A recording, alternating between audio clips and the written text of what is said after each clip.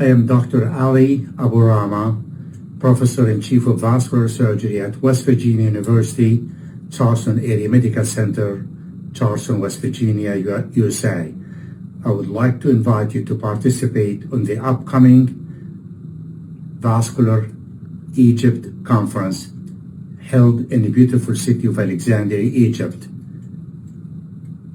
The conference committee organized a panel of experts of nationally and internationally known vascular experts in vascular and endovascular surgery to address various updated topics in this field period. Please join me and enjoy not only the meeting but also in the beauty of the city of Alexandria and the hospitality of our Egyptian people.